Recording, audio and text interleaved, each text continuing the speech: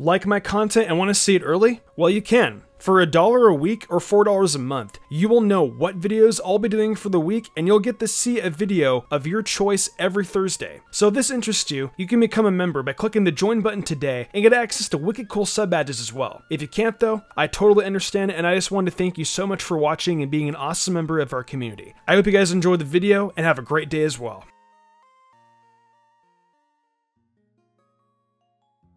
Welcome back to How Good Was a Pokemon in-game. Today we have Crobat, a very favorite bat Pokemon in the series. Before we actually look into how Crobat was though, let me get into how I will be analyzing it in the games first. I will be taking how well Crobat does in important battles such as the rival, evil teams, gym leaders, etc., along with the moves it gets and the game availability. If you guys enjoyed this series and want more of it, let's crush 4,000 likes and vote for what Pokemon you guys want most in the comments below. Whatever comment gets the most upvotes will be the Pokemon we do next. This time though, I want to try something. What could be fun is if you guys chose a Pokemon that not anyone ever really uses, for example, Seviper. So leave those types of Pokemon in the comments this time instead. Anyways, that's all out of the way now. Let's hop into the history of Crobat from the in-game perspective.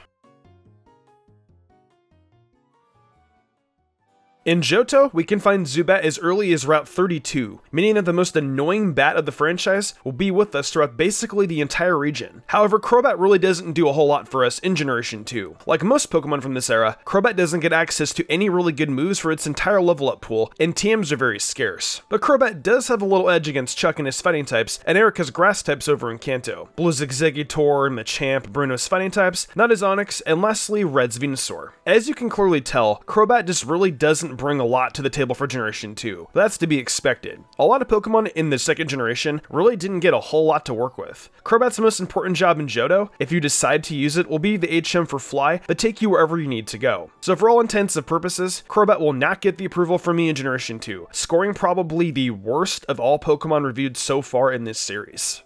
In Generation 3, however, things might change for this bat, but it doesn't look like it. Zubat can be found in Granite Cave, which allows us to have Zubat with us as early as Brawly. Unfortunately for Zubat, it won't have access to Wing Attack until level 21, which means that one of Zubat's, and by extension Crobat's best matchups, is just a good defensive matchup. Crobat straight up loses to Watson and his electric types, but from that point onwards, most matchups are type neutral, so you can use Golbat and Crobat for those, but it won't do anything exceptional. Flannery, Norman, and Winona are all neutral matchups. Tate and Liza will crush Crobat, simply put it. You can give it Shadow Ball for the matchup, but a double battle with two Rock and Psychic types, being Solrock and Lunatone, it just isn't worth it. And for Wallace or Juan, depending on if you're playing Ruby and Sapphire or Emerald, have Water types, and some part Ice-type Pokemon, so it's not looking great. However, throughout your journey, you face stuff against Brendan or May, depending on your playable character, and against them, Crobat will beat their Grass type. For the evil teams, Crobat is used by both Maxie and Archie in this case scenario, which I guess is kind of funny, but it doesn't do anything exceptional against either of them, nor their respective teams, being filled with Dark, Poison, Water, or Fire types. Against Wally in Victory Road, Crobat can help you with his useless Delcatty and his Roselia. Beyond that, his team consists of a Magneton, Gardevoir, and an Altaria, which Crobat really doesn't do well against. Finally, that leaves us with the Elite Four, and for Sydney, Crobat has the advantage over his Shiftry and Cacturne. For Phoebe, you can teach Crobat Shadow Ball and deal with the majority of her team. Team 30 for Shadow Ball can be found in Mount Pyre, and in Generation 3, it's Physical, which is Crobat's better offensive stat. However, against Glacia and Drake, Crobat won't do really all that great. Against Steven, you're not exactly doing much better due to him having Steel and Rock types. Two typings that Poison and Flying are basically unable to touch. Against Champion Wallace, Crobat can help with Ludicolo, but that's about it. Overall, in Ruby, Sapphire, and Emerald, I would not bother with Zubat and by extension Crobat. Very few favorable matchups, and just like in Gen 2, its best job is to take you from A to B with HMO2 Fly. Crobat can shine here, and there as shown through the analysis, but it's not worth it in my book. With Generation 4 now having the physical special split, from here on out in generations, Crobat will be considered as a better option. In Sinnoh, we can find Zubat as early as Route 203 at night in the tall grass. If you don't want to wait until nighttime, or set the clock on your DS for nighttime, you can find Zubat in Oreburgh Mine before challenging Rourke. However, Flying type is obviously no match for a Rock type gym leader, so Zubat will first be useful against Gardenia with Wing Attack at level 17. Crobat is also really useful against Maylene and her fighting types. Lucario takes neutral damage, but it does do the work. And then there's Candace's whole team except for Sneasel. It is a nice type gym, but Snover and Abomasnow are really slow, and Crobat does have access to Flying type stat for them. And I forgot to mention that Candace also has a Medicham, which is also kind of strange. Along your journey, you will encounter Team Galactic, and against them and their executives, Crobat can help mostly out with Croagunk and Toxicroak, but most Pokemon used by Team Galactic are either Bronzor and Bronzong, or they're Poison/Dark types. So overall, Crobat doesn't really help too much against Team Galactic. Against Cyrus, Crobat doesn't have a lot to do either. Cyrus has a Honchkrow, Gyarados, a Crobat of his own, and Weavile. X-Scissor can be used against Weavile, but he does have Ice Punch for Crobat. Before we walk into the Elite Four, our friendly rival Barry wants a battle, and against him, Crobat will help with his Torterra if you chose Piplup at the start of the game, or his Roserade if he has any of the other starters. His Heracross and his Furnip will also go down if you chose Turtwig at the start of the game. There's also his Floatzel, Staraptor, and Snorlax, and those will actually prove a challenge for Crobat to break through, however. Lastly, we have the Elite Four, and for them, Crobat deals with all of Aaron's team, being a bug user except for Drapion, Flynn's Infernape and Lopunny, and Cynthia's Roserade. Overall, I think this is a region where Crobat shows its promise, helping out more than it has in the past, but it's still lacking just a little bit. But I'd say Crobat is worth it for sure in Pokemon Diamond, Pearl, and Platinum. We return to Johto in Pokemon Heart Gold and Soul Silver, where things have most certainly improved for the infamous Fat Bat. With a more versatile move pool and a physical special split, Crobat and Johto Remix can help deal with Bugsy's bug types, thanks to Wing Attack being obtainable much earlier than in the past. However, most of the matchups are still very similar. Whitney is still a tough opponent. Crobat doesn't have a lot for Morty, bar like Bite or Astonish, but it does help. Chuck still falls to Crobat's Flying Stab. Jasmine isn't worth a second look. Pryson is Seal, Dugong, and Piloswine, which Crobat doesn't really help with. For Kanto, Crobat only really helps with Erica and her grass types, and Blue's Executor and Machamp. For the Elite Four, you can use Crobat against Will's Executor, but that's it against a second type trainer. Koga's Ariados and Venomoth also drops to Crobat's flying type stab. All of Bruno's team also do except for Onyx and Karen's Vileplume, and Lance is on a matchup Crobat likes. Finally, Crobat helps with Red's Venusaur, and that's it honestly. Crobat most certainly shows a bit more promise in Heart Gold and Soul Silver, but it doesn't do all that great still. Not really worth it in my opinion, but with the limited flying Pokemon we have in Generation 4 Remix, I would say you can still use Crobat. In Generation 5, Crobat is only available in Pokemon Black and White 2. You can find Zubat very early on in the Castelia sewers, so it's still early game. Like I mentioned just a bit ago, with Generation 4, we now have the physical special split on our side. In Generation 5, that trend continues and it makes Crobat a more viable option to choose from in terms of flyers. But even with the physical special split here, I still think there are better flying type options. Now, Crobat isn't a horrible option in Generation 5 at all. It still has its uses. For example, Crobat now has access to the move Acrobatics. Acrobatics has 110 base power with no item attached. Acrobatics can be accessed after you defeat Skyla. That's not a bad time for Crobat to get that powerful attack, and even before then, it's still got some decent flying type moves via level up. Crobat's flying type side is looking great, but I don't know if I can say the same for its poison typing. It does have access to cross poison via the move relearner, but I'll be honest, poison typing in Unova just really isn't all that useful. Its poison typing gets shafted pretty hard here. Going into the trainers Crobat can do well against, there's Berg's team aside from Dwebble, Marshall's team, Grimsley's Scrafty, who's Superior or Embor depending on the starter you chose, and gets his Toxicroak. Those are all the main important battles that Crobat can do well against, so that's honestly not that much. Black and White 2 approval is a tough one, because Crobat and having Acrobatics really does help it, but what a Flyer can do, a Psychic type can do better. Or should I say this time, a Psychic Flyer. Crobat has power, but what good is that power if its poison typing is shafted? And there's Pokemon like Sigilyph that do its job better. Crobat with Acrobatics still is a very powerful option though, with 110 base stab attack. So I will approve Crobat just with that alone. If Crobat didn't have Acrobatics, I wouldn't approve it. Also just know that it barely got approved. Acrobatics is that good of an attack.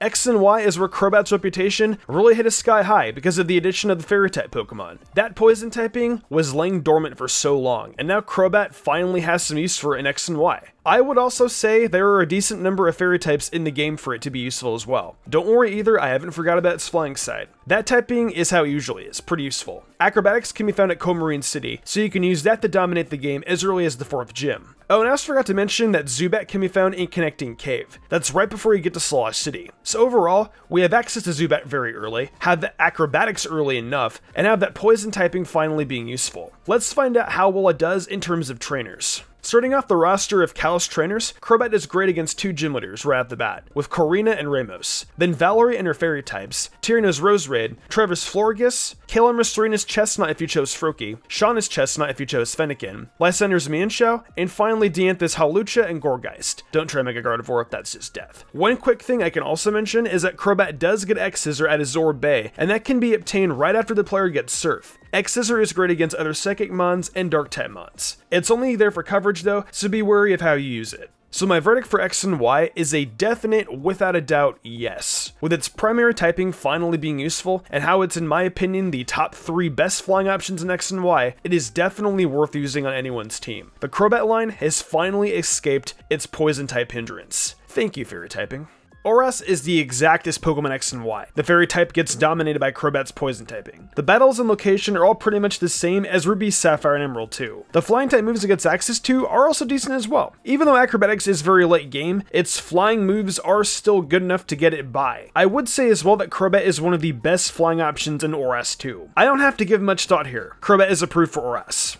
Coming up to the last gen in Gen 7, Zubat can be found as early as Tenkara Hill. That is still on Melee, so we still have the early availability aspect going for Zubat. Unfortunately though, due to HMs being removed, Crobat's most important job just got gypped. We have Charizard Taxi now. However, Crobat is not necessarily horrible. Its poison typing actually finally becomes useful, once again like I said earlier, since fairy types exist. Gen 6 and beyond, Crobat actually gets better because its poison typing is actually useful. I did say earlier that its purpose of flying was taken away from it, but its flying typing is still godly, especially still having access to Acrobatics. Acrobatics can be found in the Tenkara Cavern, past some Tauros Ride boulders. Yeah, you have a very high damaging flying type attack really early on. If you don't give an item to Zubat, then that power is double to 110. A 110 power stab move at the ending of the first island? Yeah, that's pretty busted. An added bonus for Crobat 2 is the fact that Leech Life got buffed massively. That TM can be found over on Route 9 on Akala Island, near the cliffside. Crobat has a lot of potential in Sun and Moon, so let's see how well it does against the trainers. So having access to the powerful Acrobatics and some decent poison moves early on helps Crobat out with Totem Lurantis, Lucamine's team aside for Mismagius with Power Gem, How's Decidueye if you chose Litten, Gladiion's Grass-type Silvally if the player chose Popplio, Nanu's team if you use Leech Life aside from Sableye, Totem Komodo, and Guzma's team. For the Elite Four, there's Hollis' team, Ace Roll's Delmice, and lastly, for Kukui, it knocks out Primarina and the Decidueye depending on the typings you chose, and technically Alolan Ninetales, but it's very risky. I should also mention that the Crobat line's defensive typing is incredibly useful for Totem Lurantis as well. It quad resists everything, and with its overall bulk, it's the perfect wall for it. Be aware of Trumbeak and Rock Blast though. So for approval in terms of Crobat and Sun and Moon, I want to say yes. Its defensive typing of Poison and Flying actually helps it a lot in Sun and Moon Alola. I will say though, I still think Alolan Muck is a better Poison type, but don't sleep on Crobat. As always with the addition of Fairy types in the later gens, Poison thrives. Also having access to Acrobatics so early on helps the line be extremely powerful. Crobat is actually great in Generation 7 Sun and Moon in my opinion. Heading over to Ultra Sun and Moon now, Crobat doesn't really change aside from different TM locations and a few different battles it does well in. This time, Acrobatics can't be found until the player has access to Sharpedo's Surf, and then that can be found on Ula Ula. As far as battles go, Mina's Trial is now not post-game, so it helps against her team and Totem Rabombi. In Usum, unlike Sun and Moon, you have to fight the Trial Captains pre-post game for Mina's Trial. Mallow's team goes down easily to Crobat. With How's team, it depends on what starter they have, so you'd either have a Leafeon or Decidueye for Crobat to do well against them. Gladion has a new Zoroark, so Leech Life can do well against that. Also, don't even look at Ultra Necrozma with Crobat, that's a bad idea. I know this is sheer knowledge, but I'm just reminding you. Lucamine's team still stands the way it does, just watch out for Elemental Punches on Lopunny and Icy Wind on Milotic. Guzma now has Vikavolt, so watch out for that. And I think that's pretty much it for Crobat. Nothing really changes for Crobat in the Ultra games, so I'm gonna give the approval here as well. The downside is Acrobatics is a little later, but that doesn't really make a difference for Crobat. It still has decent flying type attacks leveling up. Now it's time for the final verdict for Crobat in all the games. In Generation 2 and 3, Crobat is borderline useless. But as generations pass, Crobat ages like fine wine. With every generation that passes, Crobat gains something new to prove itself. In Gen 3, it learned a wider move pool. Gen 4 gave us the physical special split, allowing some of Crobat's weaker moves to become stronger thanks to actually utilizing a stat. Gen 5 gave Crobat a 110 base move in Acrobatics. Gen 6 made Poison type super viable due to how important the Fairy typing was, being showcased as much as it was. In Generation 7, Crobat got access to Z moves for a strong one-hit wonder against rougher matchups. And we have yet to see how Crobat will perform in Generation 8. We await Fat Bat's arrival at the Galarian border. Overall, I'd say Crobat is very average and improves over time. Well, that concludes this presentation on how well Crobat does in game. Let me know what Pokemon you guys want to see next down below. As I mentioned earlier, let's try to find a Pokemon that we don't see very often. I want to see some of the crazy imaginations you guys have. Also, let me know down below if you think I gave Crobat an accurate review. If you enjoyed the video, why not leave a like and subscribe to my channel with notifications on, that way you never miss an upload. If you want to support me further, consider following my Twitch where I stream a lot of Pokemon content and all kinds of other Nintendo content like Zelda, Fire Emblem, and much more. Also, I've been reviewing every episode of My Hero Academia Season 4 over on Mystic Sage, so head over there if you're into that too. I would love that a lot. Want to support me further in game called Perks? Check out my Patreon. Daniel Leone, Lady Crimson, Memory Martin, The Lazy Leo, Matthew Young, Awesome Lego, Jarrett Weiss Austin, Sodden Grider, Nigma97, and Kermit117 did, and I want to thank them personally for going above and beyond. It means the world to me. I think I'm gonna wrap this up though. I'm Mr. Gumbrand, and I will see you in the future for more awesome Pokemon content.